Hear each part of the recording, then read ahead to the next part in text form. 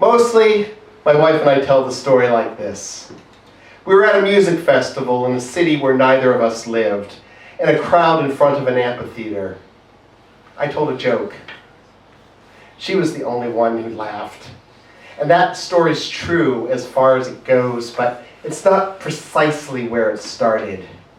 Not really. Merely a prologue, a recognition of shared perspective, a laugh in a crowd. It wasn't a loud laugh, but it had cut across the din, and when I turned to find its origin, I saw her on the steps above me, a tiny woman with Muppet orange hair, glasses, and a Tori Amos concert t-shirt, smiling, amused. Sometimes, in private, or with friends she doesn't mind scandalizing, the story extends further, with us in a hotel room, drinking Schlitz because it was all we could afford, talking music and poetry, politics and religion, until familiar night falls on the unfamiliar city, and we're kissing on the edge of a rented bed and fucking in the bathroom in case the friends she traveled with returned. What passes for discretion in youth. This serious business of marriage, it started with a joke.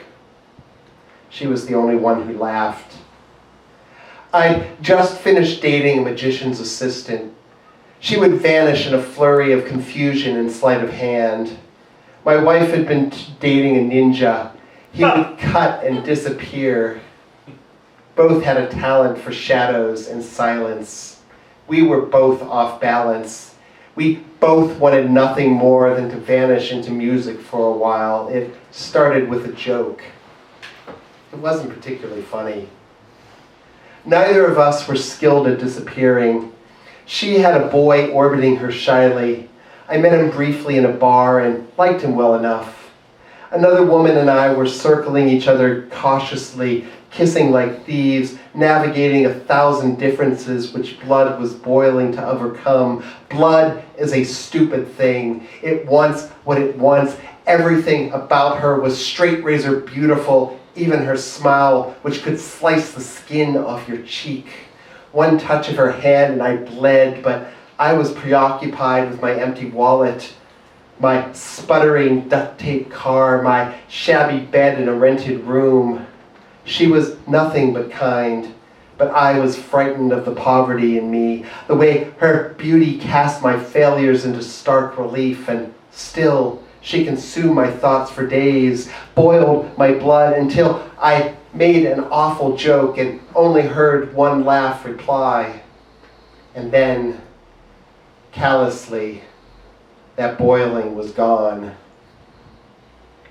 It started with a joke.